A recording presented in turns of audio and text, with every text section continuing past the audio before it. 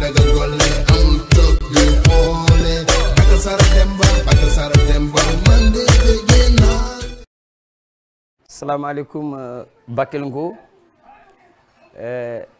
salaamaaleykum Soninkara Fayndano salaamaaleykum Soninkara Khana yo khasere ñani ki fame ñanta ha munguye khafi donc ki émission mi adalla ñanere spécial tabaski anya yeru me alla nda yirgin ka ko ya kon debernia mais chaque spécial tabaski ko gabeni na thème yo garonde.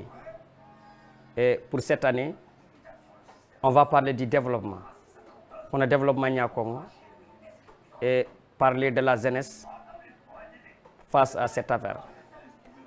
Alors, Koundou Niani, quand on est dans un milieu agaro Bakel Moro, parler du développement sans parler de Ouzin Sissoko, c'est de ne rien dire. C'est un gars qu'on connaît bien, qui évolue dans ça et qui développe dans ça. Ce soir, Ayano Mahayre Lenki, invité d'honneur. Tout de suite, Nadiga Menkine, et il dira bonsoir à toute la communauté bakeloise. Et aussi, Anari Katoya, Ana Fokon Wadanga développement Ribare, surtout Zennikou, il y a un développement. Il y a un apport de Kati Bakel développement. Et Monsieur Sissoko, bonsoir. Bonsoir. Donc, vous êtes l'invité de ce soir à Soninkara TV. C'est le gars qui a invité, Kentoroni Yaya quoi, un fils de Bakel, qui est toujours animé par ce que l'on doit débattre ce soir, le développement. Et si je dois parler de ça, impérativement, je dois appeler Sissoko. Sissoko, vous êtes l'invité de ce soir. Et rien ne sera laissé en rade.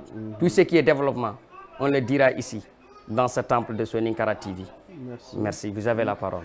Voilà, merci beaucoup. Donc, Katoga Rono Digameno carrément, Asilignani, on a Kebre Waga Never. Surtout. Donc, Kebre Waga, pour vraiment Ouma islamique et Mouma, mais spécialement Kebre Waga à tout Bakelois. Donc Hana Waga Sanin, Allah Gana Waga Sanin Koya. Amin. Allah Gana Osu na Waga Sanin Koya, na Waga Khalin Koya, et Osu Vatawene, Wido Yonkisaha. Amin. Bon, Namaha Gilondi, donc on a Kebre Waga de pour nous, Katoka Bicharono, émission Fino. Donc, Wacha, comment on remet? Anti-développement, mais développement, on a un anti-développement à Grévigné. Ok. Mais on a kutu, on a fait comme on jeunesse, les Kabaru, on a question pour les Mohamedan, on y fait, on a on a Foucault, ou Hakilin Kempa, Inch'Allah. Koundounyani Moussé Sissoko. Koundounyani Ouzin, l'introduction elle a été très belle. Yo, hoga gri kebe koundou wala hoga kebe no kenga karabangi ni kenkili sel khorenya. Andari agabe nyani kona yampe muru memha kona dua medanga kona ti medanga kebire waga yella Allah ganda waga khallen koya anda koya lanto fini campane. C'est ça. Ce qu'on doit parler de ce soir par rapport au développement. Le thème du développement, c'est un thème à fleuve, le thème Dinka-Dinkani. Mais on va prendre un thème dans ce développement qu'on appelle peut-être sous-thème, la jeunesse et le développement. Okay. Puisque vous êtes avec les jeunes, vous êtes du développement, vous êtes dans le développement et vous êtes pour le développement. Donc vous devez pouvoir nous dire quelque chose par rapport à ça, surtout concernant les jeunes, et comment s'y adapter, et comment un jeune doit faire pour parvenir à se développer. Okay. Mais, M. Sissoko, ma première question serait ce que c'est le développement. Maintenant, développement, on l'entend de tout le temps, dans toutes les bouches et partout. Nous l'avons Bakel Ngonanga, man ni développement bon développement o gana ko soni kan xanne ano ko igati fumbe bourger ou bien quitter un point A vers un point B il y a des changements positifs à l'intérieur. On dit que on s'est développé. C'est ça. On a en termes simples. Développement est atteint nga nokko ko kundu nga mun nan ki nokutana mais ken nokku ayam pasu nga giri nokku me inati fo kafang. C'est ça. Bon inati fo café. Fo café. Ya anga nokkumbe anna fo café. Ngana fo café tan inati développement. An khoa anti ñemen. Donc ngana fo kitatan anne fotana muruna. Ngana fo kitatan anne fotana muruna. Kenyari anati inati développement ogana ko ogana a développement na prona maharo data dinka nugo no développement tan anga nokku anga muna naga nokku siretana e fumbe kille ke suba tracé ne manga kiyene nokku sirete kun daga na ludo kun golludo kun cimoydo ko ngana kuncu kofme irati niti urati ni kenyani développement. Très bien. Bakel ko hoyande mugo dome usé ko ngema ati développement kenan nangiri kara fo dépaiement fo roxe kat kara hore fo gille amun nafan hore ngani e amun nafan kha akhirin kha gabre ngani angana Kenya anjo fe kebe ga khile développement. Bien sûr, c'est ça le développement qui banane développement, c'est de quitter le point A vers le point B. Alors Ouzin, on a l'habitude d'entendre dans toutes les bouches, surtout autorité Nikoura Kunga, il dit que le développement se trouve dans les mains des jeunes. Et il part plus loin, il a dit l'avenir de la ville, du pays, de l'Afrique, du monde et tout se trouve dans les mains des jeunes. Ouzin Sissoko, on voudrait qu'en Arikem parti, vous nous le développez. Pourquoi cette explication? Pourquoi cette phrase? Pourquoi cette idée? Pourquoi cette argumentation? À chaque fois quand on parle du développement, on fait allusion à la jeunesse. Oui, bon, la jeunesse, encore comme on dit, jeunesse a angana ko soni kan kane lemna ko nyani. Bon, angana ni fosu devenir, bon, en kata devenir lemna ko di manya. C'est ça en ce moment Sembenganga kilum côté, Sembenganga Sembe comme son mes noms l'indiquent. Donc il y a appuyé en ken kama, liminer kama, souvent espoir espoir que gagne Mohamed, qui a des fausses qu'on a gris, il a dit c'est les jeunes, mais préalable ngay kat kenchu garini, faut gobu yegi sirni deveri, et toi vous ngatini fumbe dans les dividendes démographiques, peut-être qu'en demande mugu nokoyogo.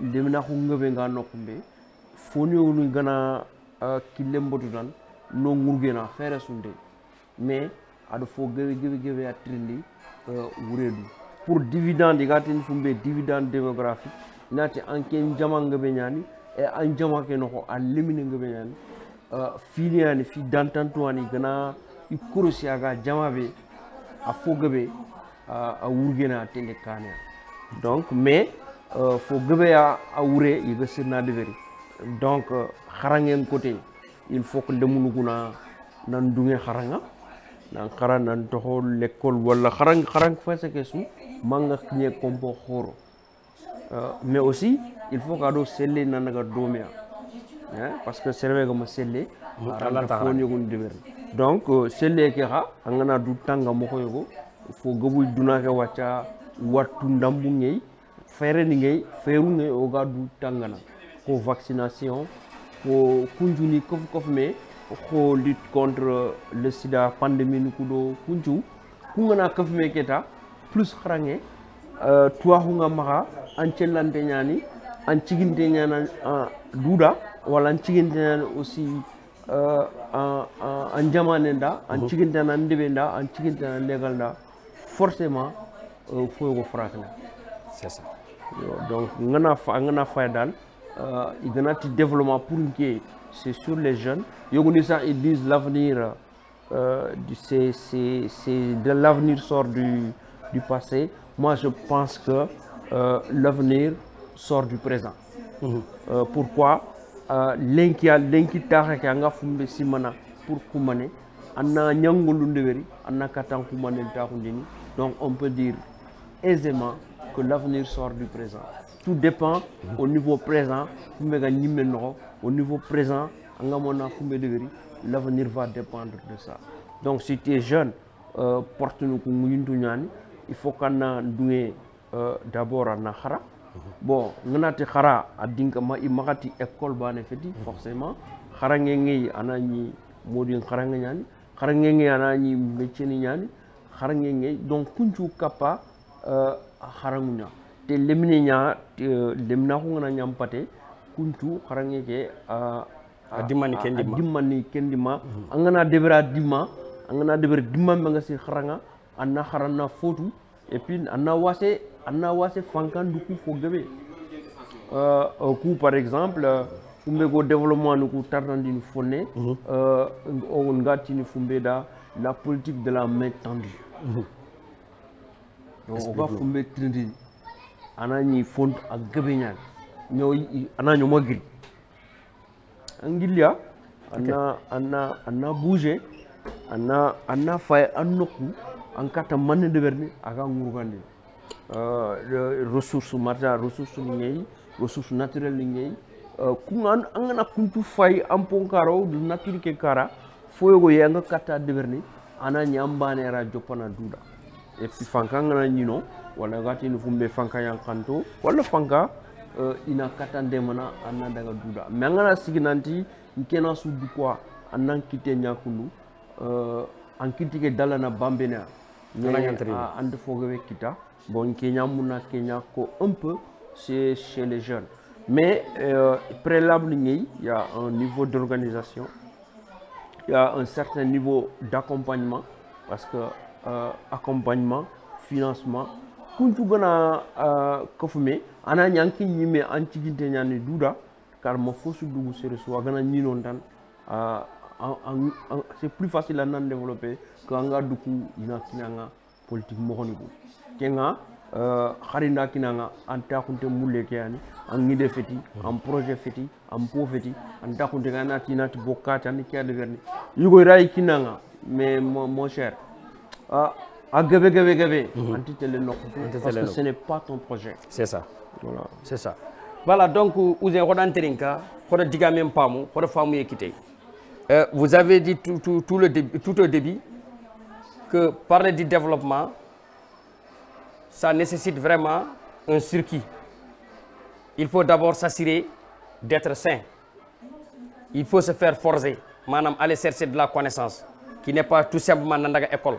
ak katanya na kharangi ndambe kesu on daga khara yo ken nangi palle ko yimmeni kona dutanga kebe gani la politique de la main tendue si je comprends bien ce n'est pas toujours tendre la main et attendre à ce que l'état te passe quelque chose il faut démarrer et étana ranchagata c'est très bien comme un jeune en tant qu'un jeune et pour un jeune le conseil c'est de toujours faire quelque chose anna fo debari fonan chagata donc kenan killen wonde anna kata jofe nanga mun nantanga nokumbe c'est très bien ousin kenga ngotu jeune suganteri ngana lenki wala jeune ni charano ide kempamu idire mu ngana taako mi gati danga yo xaga do développement ki xaga mun na développement nya kita xaga mun na développer xana nyam mako ke changena xam ma xa dugundi xara joppa kebe ndara xa sagata xana tu nanti kenya na xaxalle khanda kenya khay jofene ok mais vous avez regardé bébé kundu kenga duna sul khili bakela la jeunesse elle est trop active et si je ne me trompe pas je vois cette jeunesse comme étant une jeunesse très engagée mais elle montre toujours qu'elle voudrait travailler mais problème de moyens ni il inquiète ni comment se faire des moyens ça n'est pas se tendre la main. En tant qu'un agent de développement, je suppose que peut-être l'État a créé des opportunités de réaliser ces projets par le biais de ces financements qu'il donne. Alors, comme il y a toute la jeunesse qui nous écoute, il y a toute la population dans sa généralité, namu la 15 sens anna aborder parce que j'ai vu des jeunes auditeurs odi masala itodanga koy mula na élevage ndebari koy mula na commerce ndebari koy mula na kedo kedebari koy mula na kedo kedebari a moyen to maka mais on a essayé de les parler mais comme vous êtes quelqu'un qui est au fond fin du développement qui sont tout et le développement vous devez pouvoir apporter une explication par rapport à ça pour que ces jeunes là ils m'ont désespéré parce que Bakel angana ñi anganta fota tu es livré à beaucoup de tentatives kengo lemunu mbodondini donc ke point ngamu lana développer yidanga. Ok, merci beaucoup. Bon, encore comme hombe état il y a opportunité ni jeune pour que il a kata fokita. Mais souvent kungo opportunité ni il gagne na hombe encadrement ke a kungo comme hombe tunchinde à continuer. Ok. Financement ke ha souvent a gagne na hombe soit il y a kinanga dimambe anani adima feti soit il y a fumbe kinanga ado ankaju nga fumbe indimo imo mewutu on kuntu réfléchir il a quatre les domaines maintenant opportunité ni ngay opportunité au kuyere gani odi masalango dingani ndebari pour que le munu nga kata wurgene mo xambe adima o ni le munan xir saxu bon niko suruku sudan nanti limina xirse wala limina PD et au budget wala et politique fait à khalsi anti ñano kumara mais simoyku oray kapame on a nya outil d'aide à la décision on a kini pouvoir nga fumbeni maka c'est eux qui ont la charge de développer et de donner les grands boulevards parce que rantan ni taxonu nanti ngan développer ke nga se subana kwandanga alla tin ci garenya ce n'est pas possible alla te taxunu am paté moulé inati bon li nan développer ken garenya mais développement nga d'abord a jopene a ñimme nokunya a jopena karanya maintenant a gana jopan karangor ko opportunité ni ngana ñino xolde munum côté itini par exemple financement jeune itini aujourd'hui la DER financement ni nga baka itini mais angana kuntu kofme aranya na fokita mais fumbe gana kumbono ndi ona ko meda parfois agana kinye nokume ni nga sirna takandi na neberi so a politicien te rona no nya kengana ro oranta hakini keta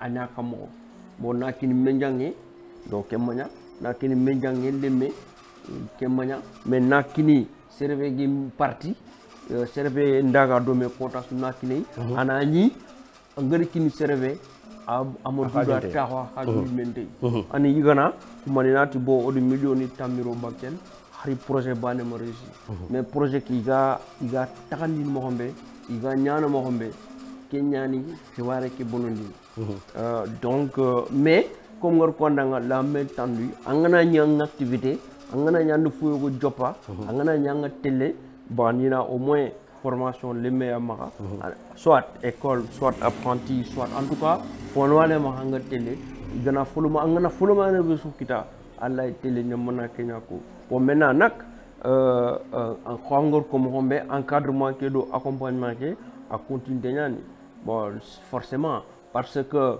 angana daga CEDEPS agent bani nongo pour tout le département bon tu le sais mieux que moi hein parfois il me rend hari projet sur les safana à yime parce projet kera il faut qu'on ait un plan d'affaires na devri il va tin fumbe plan d'affaires ana angato angatele nokumbe ndi jopo yerea ni munan kinyera time ana vision devri anan time anatinke kusino fili wala kusino seki ni mulna kia kita anta kunde ke anni devri be purana ken devri anna mission anna tinke ngana ni kedo ka deverni anna objectif smart anna objectif devri anna tin ka deverni ke sine no ke khasu no ni golu siki adevni wala kargo sine ngana nyeme ana ni ketal la tini ke arni ni kargo khayma men njofe kargo wala mo jofe anga mo jofe annati birimanda fumbe ga nyanga ma jofe angana tu angana illa jopana fumbe ga nan dotindi anna wase yilele e dotini ken côté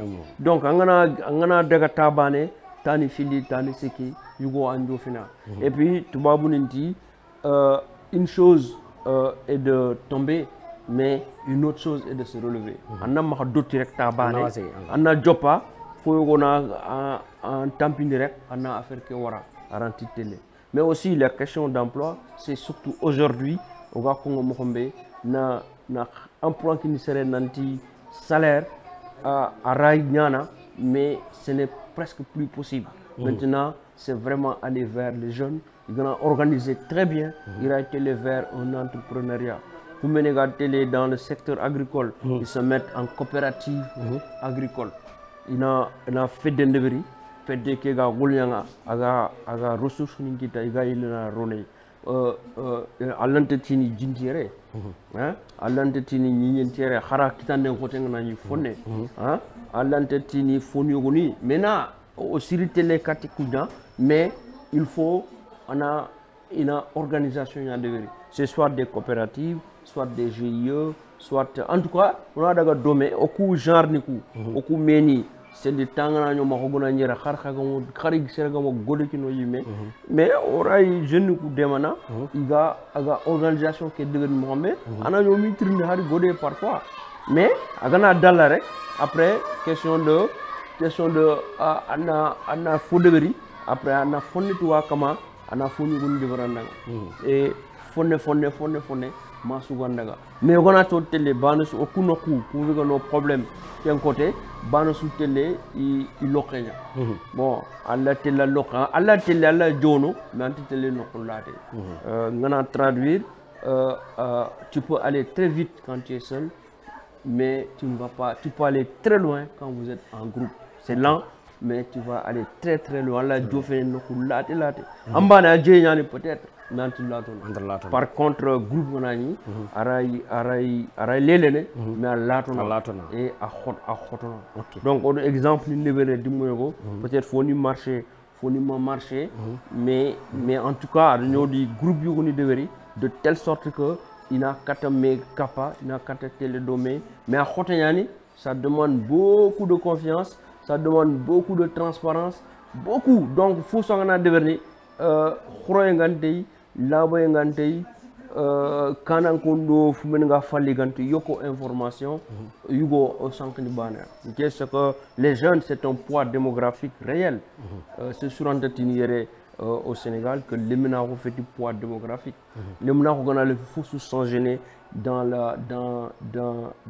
tout ce qui se fait en Afrique bana mais parfois il n'est pas conscient de son poids démographique parfois ayi menti tout anti doutu siri importance ngene menti doutu o le munu anti doutu siri o gona ñu doutu o gona to sembe ngane fumbe o gona organiser o gona nya xambane mon cher pouvoir politique su ganari forcé à bakata haya mais souvent ngana krosi o télé bana nya bo bani nara nati bo na wuju tammi kinanga bani nari na wuju karagi kinanga bo anna kunchu kofme hani yiga bito fili où est le développement dans ça? Ok. Où il y a des mais on dit golnyanga siri. On a tout meda. C'est ça. Donc c'est ça la vérité. C'est ça la vérité. Donc mais par contre il y a des jeunes qui sont très braves. Je connais des gens qui ont pris des initiatives. Yogoni Faitele de temps en temps dans l'agriculture. Il y a des ouvriers, ils sont très bien. Mais il manque qu'ils soient ensemble et sous forme d'organisation. Yugo organisation ba ne ankata développement ngatirene anadaga domé angana fait dans tous les pays du monde c'est les groupements et qui ont fait des révolutions depuis en Allemagne les coopératives agricoles ont changé parce que non classe ni filiani gagné mais classe prolétaire que il sembentima mais il y a coopérative ni deverni il y a des feddu taxundeni feddu ku ga renommé aga dinkono aga nyana serebane mon cher c'est suranda sikankane on appelle ça une dynamique il faut que les jeunes se mettent ensemble et créent des dynamiques de développement pas de dynamique politique ou de la dynamique politicienne parce que on a une dynamique politique ou politicienne, volant qui entame. Donc tu es là dans le véhicule et le véhicule tourne et tu n'es pas maître du volant. Et ça, il faut que les jeunes ils l'évitent. Aujourd'hui, c'est clair hein, que les gars qu'on fait tout ça, ça c'est les grandes théories au niveau mondial, c'est connu au niveau stratégique. Mais il y a des spécificités. Okay. Bon, au coup peut-être ça faut adopter, mais à tort. À tort, il faut que il y a il faut que des ressources manquer, ressources forestières ressources en eau ressources en terre mais il y a beaucoup de ressources hein, mais est-ce qu'on va vers ces ressources pour les développer, pour les transformer, les ressources agricoles, est-ce qu'on y transforme, on y gagana y non. Donc c'est de développement, c'est un peu ça. Gani par exemple, je donne un exemple concret. On a fronton on a beaucoup hier du moins qu'on sous on a bagandi kilo na dotima ma tandume ba ngado fosu golia ananya ji. Mais non, c'est pas ça. Mais il faut aller maintenant vers la transformation. Amni Kenya na kamoranga na naroputi na city et puis on a autorisation framour. Kenga na katagaga dans tous les supermarchés dans le pays. On peut même t'aider si les gens sont bien organisés à vendre sur les supermarchés au niveau international. Ça peut ressembler à un rêve, ça peut ressembler à quelque chose d'utopique, mais c'est des choses très simples. Mais c'est l'organisation qui va y arriver. Individuellement pris, vous pouvez aller vite, mais vous aller ensemble pour aller très loin. Et mon cher, j'ai donné juste un exemple dans la chaîne de valeur Puma. Mais ça peut, parce que bon, agricole qui est un peu, ça m'intéresse. Mais sur tous les secteurs, ça existe.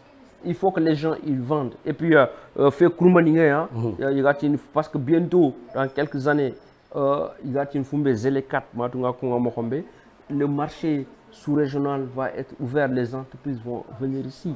Et le Sénégal aussi au courant au produit Nintella, mais il faut qu'on soit suffisamment compétitif parce que on a carte concurrence de verre. On a concurrence de verre, on a ndotini parce que il rarina au courant na produit Nintella. Donc si on le prépare pas très bien, c'est un problème. Ça c'est l'information que je donne. Hein? C'est ça. Que ça c'est des nouvelles choses qui vont arriver parce que l'intégration africaine, ça va commencer par l'intégration sous-régionale, la zone UMA, la zone ouest-africaine. Donc, il faut que vous fassiez des lois, les lois communautaires, qui vont faire de telle sorte que Nigeria, ils produisent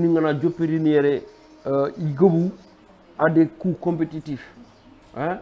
Les produits agricoles ni Mali, mais au coût aux produits agricoles, si le coût de production est très élevé et que c'est ça. Également on doit se préparer à ces choses-là. Mais Kenya, c'est de l'information, c'est de la formation et de la communication. Donc, mais souvent, on n'a souvent pas les ressources. Mais je vous ai dit, ce n'est pas une question de ressources, c'est une question d'organisation. Si les gens sont organisés, les ressources existent, on peut aller les trouver au bout du monde. Ce n'est pas les ressources qui manquent, mais c'est l'organisation et les voies et moyens c'est ça qui manque. Ce n'est pas les ressources qui manquent. Dans tous les secteurs, il y a les ressources mondiales qui circulent. Mais en tel capté comment? Dans le secteur du changement climatique, il y a des ressources. Mais il faut qu'on s'organise, nous, en tant que jeunes. Qu'est-ce qu'on peut faire sur les changements climatiques en a quatre revenus, les ressources issues de la nature. Et que ça revienne chez nous. Maintenant, il y a comment pour tout ça pour y arriver. Il faut avoir ces informations. C'est ça. Il faut avoir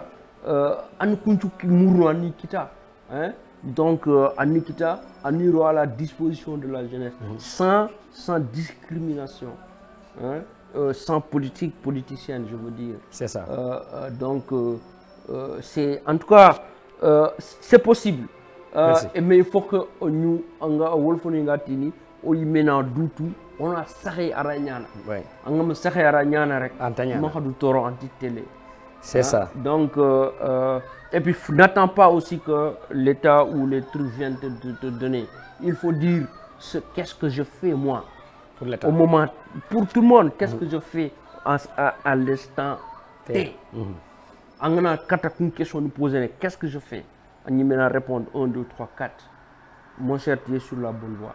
Mais qu'est-ce que j'attends? Qu'est-ce que j'attends? Tu vas attendre et encore attendre jusqu'à vieillir. Parce qu'on ne va pas te donner suffisamment ce dont tu veux de façon réellement. Tu conçois ce que tu veux, tu y travailles. Un partenaire qui arrive, l'État qui arrive, une collectivité territoriale qui arrive, elle va mettre les ressources là où tu le souhaites et comment tu le souhaites. Tant qu'il n'y a qu'un niveau d'exigence, hein, mon cher, on sera loin du développement. On va être difficilement se développer. Et c'est valable sur tous les secteurs de développement. Je prends l'exemple juste de l'agriculture qui est plus facile en ce moment. Mais à soi, c'est ça. Les entrepreneurs, entrepreneuriat, il faut aller regarder les marchés publics. Marché public, marché dans les collectivités territoriales. L'argent public est là, ils vont le dépenser. Mais ça demande un certain niveau de transparence et de connaissance. On a un rôle, tout marché public, si tu es un ouvrier. Mon cher, mais là, tu ouvrier, tu ne vas pas te développer. Surtout. Il faut aller chercher les ressources avec les marchés publics. Mais ça demande une connaissance, ça demande un encadrement, ça demande une volonté politique de promouvoir l'économie locale. C'est ça. Hein? Il y a même des trucs, la stratégie du développement de l'économie locale. Ce sont les collectivités ou les territoires elles-mêmes qui doivent aider les jeunes qui sont en entrepreneuriat pour qu'ils se développent dans l'entrepreneuriat. Et en se développant là-dedans, les emplois se créent sur la chaîne de valeur. Tu as besoin d'un deuxième chauffeur, tu as besoin d'un apprenti, tu as besoin d'un bagagiste. Chaîne de valeur à créer. Hein? Si tu es dans l'agriculture, tu produis, tu as besoin d'ouvriers, tu produis, tu as besoin d'un chauffeur, tu as besoin d'un mécanicien, tu as besoin d'un agent commercial, tu as besoin. À chaque niveau de la chaîne de valeur, il faut aller vers ça. Et c'est possible, mais ça demande énormément d'organisation. C'est ça. Monsieur Sissoko, nous t'avons écouté. Mais de façon éparpillée, nous le voyons, c'est certain. Ils sont dans ces logiques-là. Mais de tout ton discours, ce qui revient plus, c'est de se réunir, c'est de se rassembler, c'est d'être en groupe, c'est de se mobiliser pour vraiment réussir à faire quelque chose, pour vraiment réussir à se développer. Alors l'appel lancé envers les jeunes est de vous associer, essayer de vous organiser en GIE, où il y a plusieurs formes d'organisation. En CPF ou en association, quoi que ce soit, pour que vos réclamations soient satisfaites. Et par ailleurs, allez aussi se faire former et interroger beaucoup. Demandez les gens qui connaissent vraiment le domaine dans lequel vous voulez évoluer, à ce qu'ils vous donnent des explications. Il y a des gens par rapport à ce que vous bon, en tout cas, qui est ou bien quoi que kota irini jamanu kusuni menyina bansudi khallen nari anken nan khalle ngamari anken to falla tu deviens un consommateur anken nyam ko bene me into ko benanga donc ken no anken nyam perdini ken kuna katto ga jofenano kona fay on kafume hoga munna kebe deberi kona meñi kona discuter xama kona muru asemben kitene kannuko en termes de moyens pour na kungolu deberi n'est-ce pas si je comprends bien c'est un peu ça. Maintenant voilà, nous avons parlé du développement. Et nous avons parlé de la dynamique. Nous avons parlé du chaîne de valeur. Et maintenant, les jeunes bakelois, il y a la remarque qui révèle qu'il n'y a pas de promotion en emploi ici à Bakel. Et les jeunes, ils sont toujours dans le rêve. Excusez-moi pour quelle phrase, mais il faut le dire. Parce qu'ils attendent toujours à ce que l'emploi vienne vers eux. Mais ils ne partent pas vers l'emploi. Aller vers l'emploi, c'est créer son propre emploi. Parce que si tu attends l'autre pour qu'il te promet, pour qu'il te donne vraiment de l'emploi, tu ne paies pas à lui. Donc, crée toi-même ton emploi. Exactement. Mais la remarque a révélé que beaucoup de nos jeunes pensent avoir créé leurs emplois de par le biais de leur moto Jakarta. Parle un peu de cet emploi.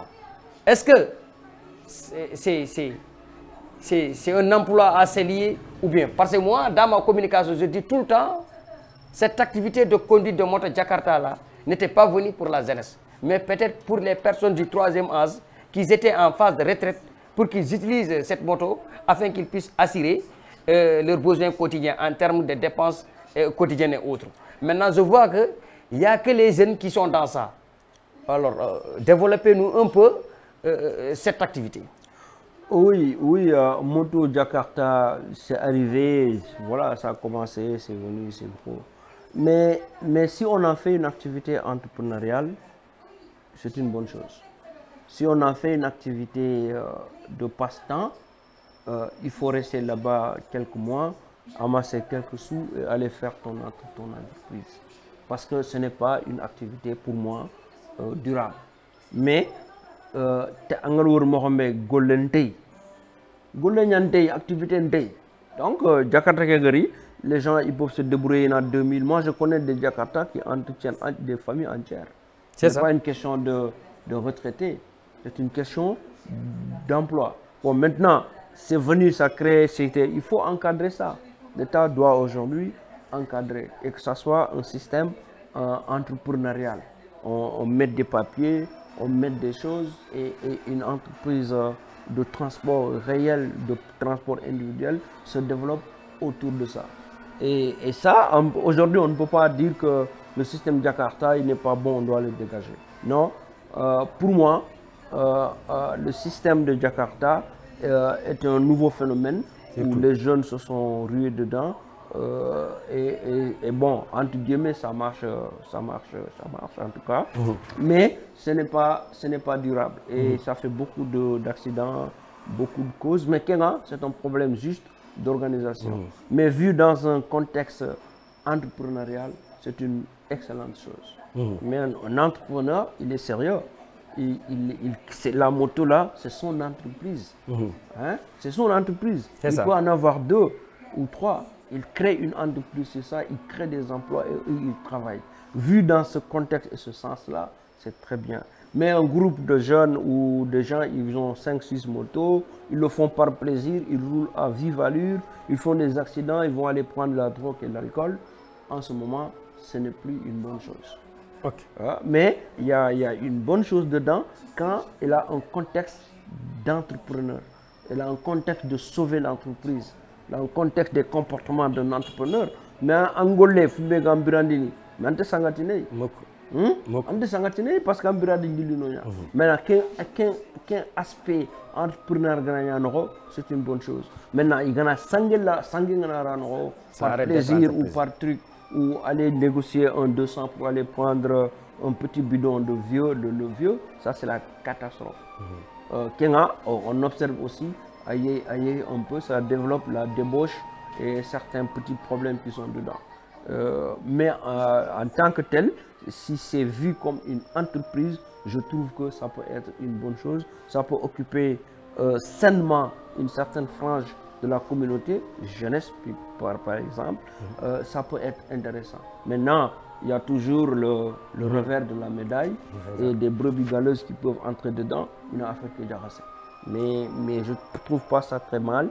Mais aujourd'hui, dans le département de Bakel ou dans notre zone, en réalité, c'est le créneau-porteur, le véritable créneau-porteur. Pour moi, c'est que les gens doivent aller vers l'agriculture. Mais l'agriculture organisée, il faut accéder à la terre, il faut avoir une délibération dûment signée par les maires.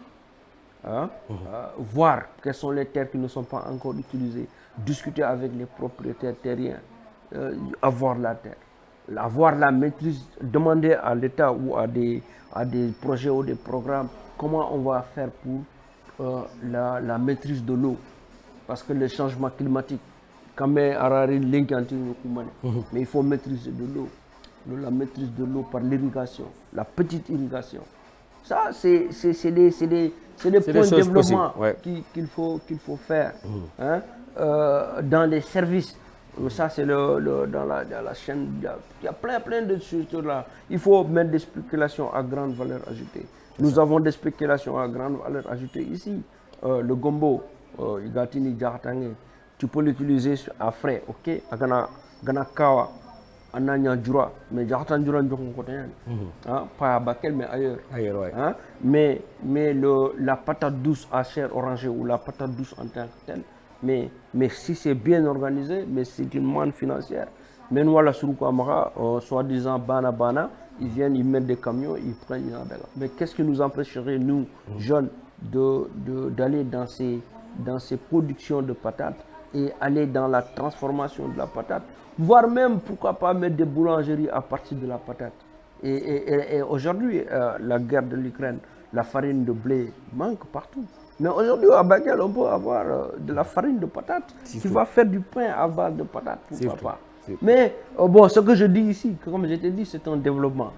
Ça peut sembler utopique ou rêve, mais il faut faire une vision assez grande et y travailler sérieusement.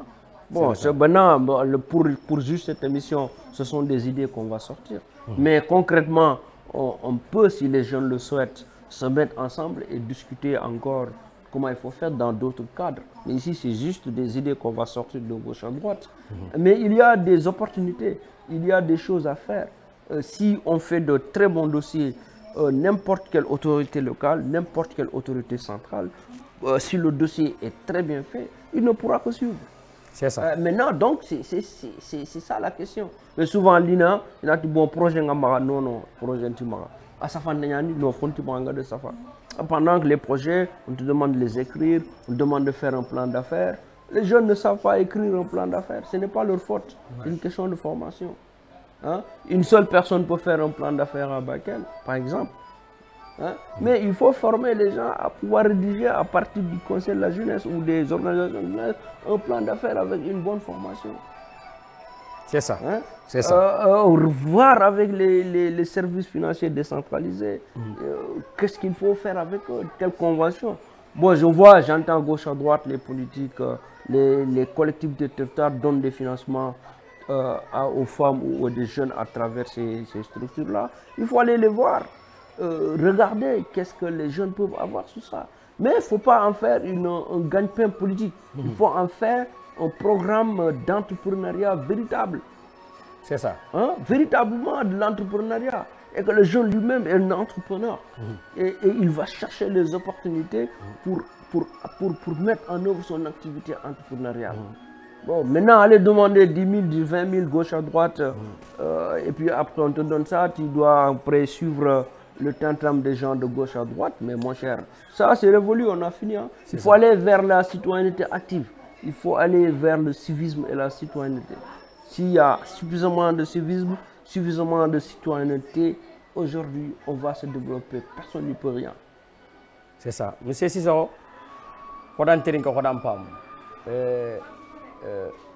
si on comprend bien, quand ça reste sérieux, le cas de Taxi Jakarta est une entreprise pour le propriétaire de ce Jakarta-là. Quand c'est sérieux. Donc, alors la jeunesse, sachez que vous avez vos propres entreprises avec vous-même.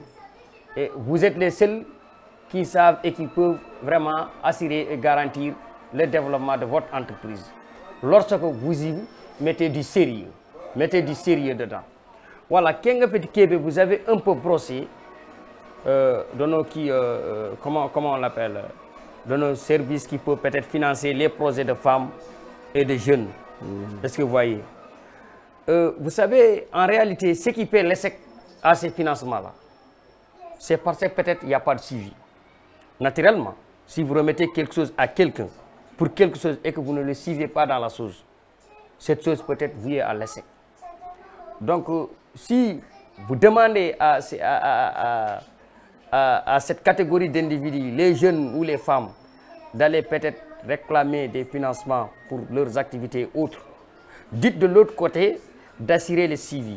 Il faut vraiment qu'ils soient là à voir est-ce que réellement ce dont on a subventionné, ce dont on a financé pour développer une telle activité ou une autre est en train de marcher. Et sinon, c'est quoi le problème? Tant qu'il n'y a pas ça, il y aura l'échec. Oui, c'est très clair. Donc, c'est ça. C'est un côté. Yo, andi fama ngar fube ko alanta goden kini sere anata nyaro entreprise ananyante guga na ganyana mo o suivi ngoro ni Kenya anna guga anna latin khaso su nara faya na kamo a tutaldina khaso c'est ça a khaso filisu wala projet ke agana khaso tumi baga ona sigindo na fay on a fay à manemanya. Bon, c'est un suivi et une évaluation. Il faut le faire. Mais ce que je vois, hein, je ne sais pas, mais ça pêche au niveau du suivi et de l'évaluation.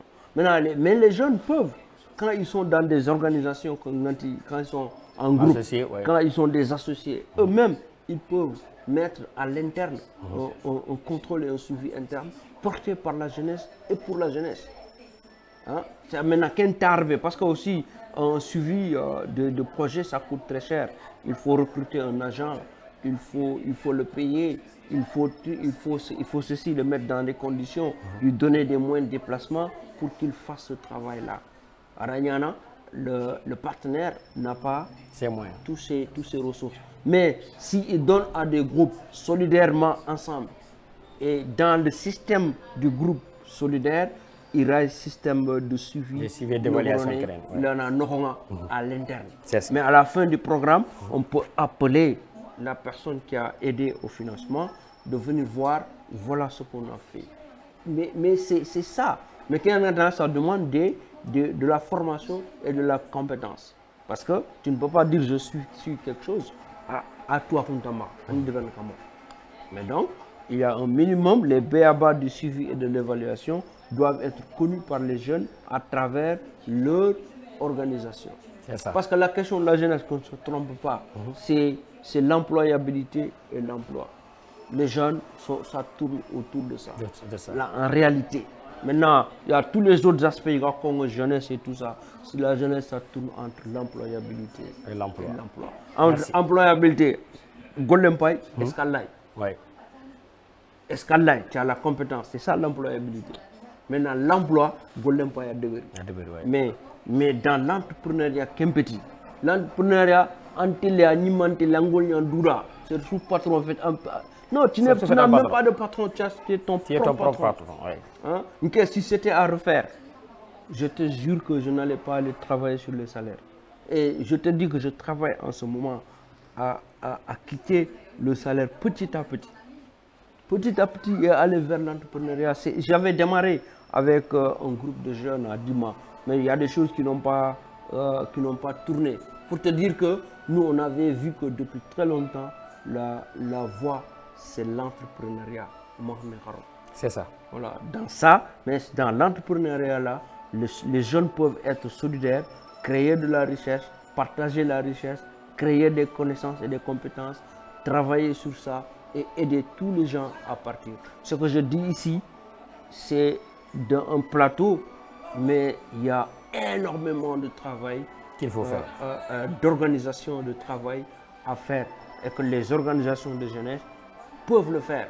Ils peuvent, s'ils en font une affaire sérieuse. Hein, une affaire sérieuse. Même si c'est une seule entreprise, deux qu'on accompagne et qu'on crée, il faut faire. Après, vous ferez 2, vous ferez 3, vous ferez 4, vous ferez 5. Et vous allez toucher tous les secteurs. C'est ça. Tous les secteurs qui fleurissent, allez dedans. Et si ça fleurit et que les autres arrivent, tu abandonnes ce secteur. On appelle ça la recherche-action. Il faut aller là où il n'y a personne. Tu démarres.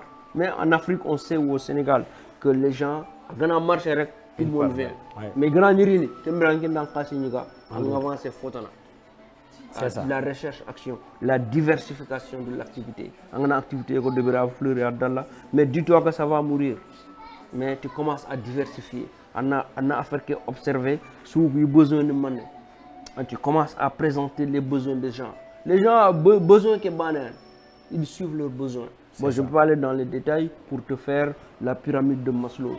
Ou bien on appelle ça la carte des besoins.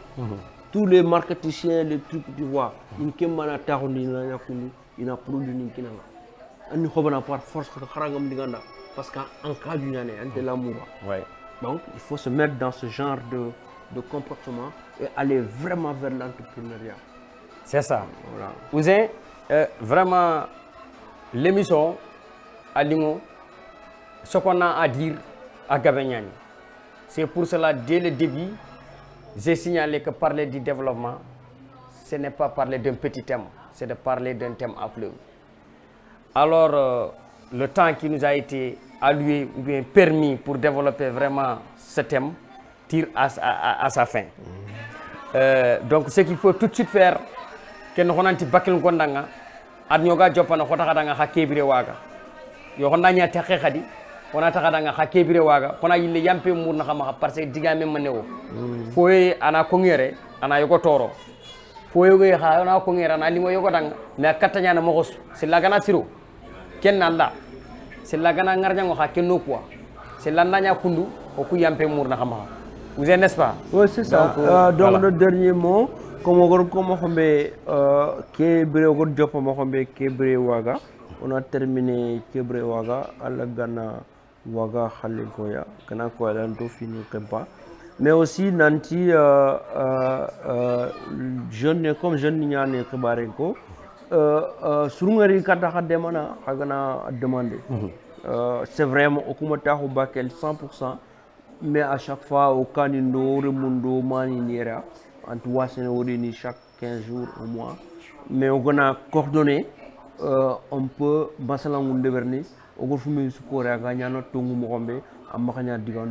c'est ça. Quand même lancé comme appel. C'est possible qu'on a faire tout le temps. Directement ou en donc faire du courir. On peut faire des trucs de recherche de solutions à tous ces problèmes que vous avez dit avec tous les jeunes et moi je suis disponible à apporter le peu que je connais. Agantimara, on a fait on met à la disposition des jeunes et peut-être que ça va peut-être changer. C'est ça qui est concret en fait. Pour que Amara Toro, juste des paroles du Ganduro Kafou quoi. Mais le concret c'est que si vous êtes dans le système de la jeunesse avec d'autres jeunes, même à Sougafeti, un petit groupe, on a fait expérimenter ensemble avec un outil de 3 à 4 jours. On a un projet aussi de jeunes. Vraiment, on l'écrit, on le fait très bien et ensuite on s'en ouvre à l'autorité ou à d'autres personnes et on démarre. On démarre avec ce que l'on... Parce qu'il y a la question de Yampimara, ce que je veux et ce que je peux. C'est ça. On doit se lancer. On met d'abord tout ce que l'on veut. Et dans tout ce que l'on veut, on fait ce que l'on peut. Oui, maintenant, ce qui reste à faire là, c'est ce qu'on arrive à ni Godin Café, voilà à ni Toakon Café, voilà à ni Matériel Café. On va arriver à ce que l'on veut dans un temps un peu loin. C'est ça. On va vraiment Nyamuna Kenya terminer. Les outils sont disponibles. S'il suffit que les jeunes acceptent de s'organiser autour de quelque chose, on peut faire un petit programme pilote avec un groupe de jeunes que vous allez identifier, de jeunes, de filles, de machin, et on discute sur une problématique et on sort un projet bien ficelé et on en cherche les financements. J'ai dit que les financements existent, c'est l'organisation qui manque et on va les chercher même s'il faut aller au bout du monde. Alors c'est ça, Koundougnani, Ouzin Sissoko Nawari, merci. Bakel Ngoha Nawari, Hakumbeni Gagno Terinkana à travers Soninkara TV. On a mis Kafou, on a Ouzin Wori. Ana kongodanga oga tangana nokumbe hoga do kebe aga kitene mo kombe ana kongodanga donc soni ngonga gabona tini fingana nya angamari gopendan tugune tella ngen certainatu hankeri nangari Ouzin inshallah nakilu ku kayinga merci Nawari c'est trop gentil si so bana merci